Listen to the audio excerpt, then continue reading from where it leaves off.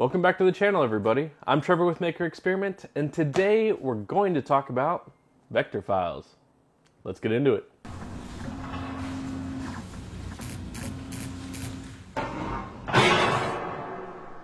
Now, some of you are probably saying, this is an obvious video.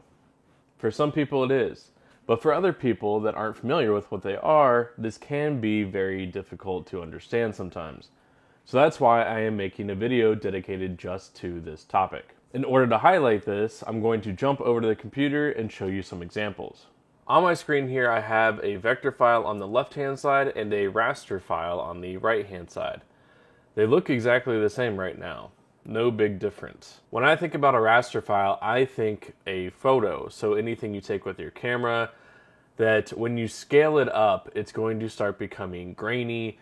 And if you don't have a good resolution, you're going to lose a lot of that image quality. A vector file, on the other hand, is something that you can scale basically to an infinite size, and you're never going to lose that quality of the image. So right now, if I were to scale up this raster one, you should start seeing pixelation, and if you scale up the vector one, you should see no degradation at all. So that's exactly what I'm going to do. If I zoom out here, I have made a giant artboard for each one. So I'm going to scale each one as big as I can on the artboard. And when you just look at them when you're zoomed out, you don't see much of a degradation in the quality. If you zoom in on the vector one, you can see it's still nice, crisp lines. All the colors are exactly like I want them to be.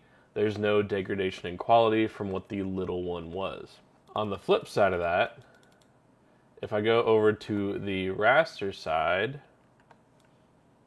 and I zoom in, as you start zooming in further and further, you can see those squiggly lines all over the image.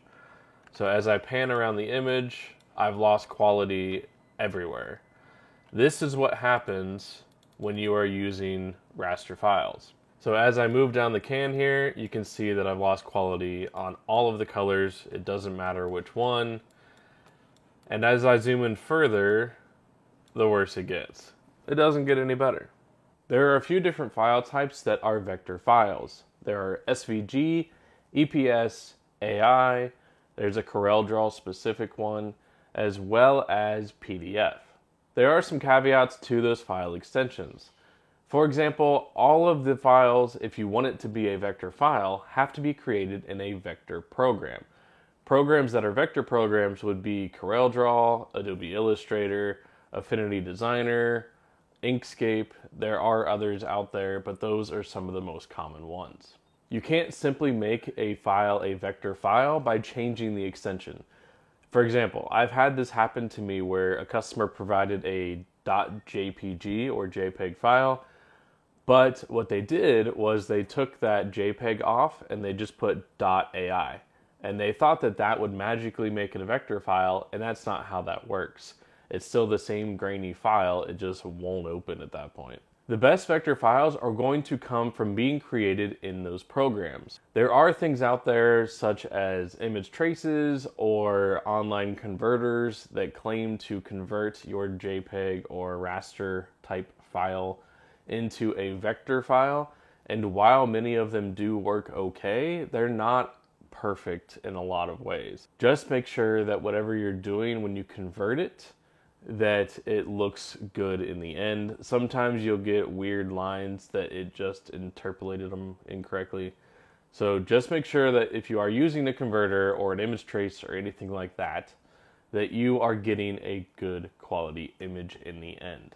Now, why might you use a vector file versus a raster file? Well, a vector file gives you a scalability factor, whereas a raster file typically blends colors better for something like digital artwork.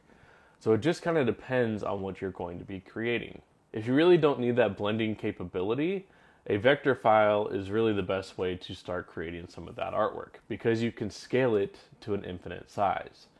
A raster file, while you can get a lot of blending and you can get a nice natural look for artwork, you're going to cap out at how big you can scale that before it loses resolution. So if you are going to be creating a raster file and you are going to be trying to make it a larger print, you're going to want to create it in that larger size file. The beauty of a vector file is you can go from putting it on a keychain to the back of a phone case, to the back of an iPad, to a sweatshirt, to a building sign, to the size of a building, to you could wrap it around the earth if you wanted to, and it's never going to lose its resolution. That's the beauty of that kind of file. So if you're creating artwork for anything in your business, I highly recommend having a vector file, especially if it's your logo, because then you can scale it to different sizes and put it on any kind of merchandise or displays or anything else that you're going to want to do. If you're not going to be the one creating your logo file yourself, this is very important. Get the vector file from whoever creates your logo. A lot of logo designers use Photoshop or other programs, and they are not vector files when they are created. You have to have them provide a vector file with the rest of them. Because what's going to happen is you're going to then take that logo file that they give you, that's usually a raster version, probably a PNG in all honesty.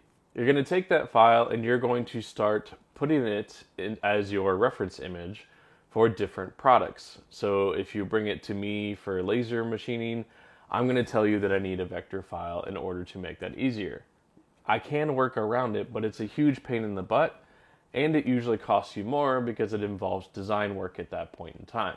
Same thing with if you go to a t-shirt designer and they are going to make t-shirts for you, it's going to be the same thing. They're going to want a vector file. So make sure you have a vector file for your logo. Now I can talk about a lot of things with regards to vector files versus raster files.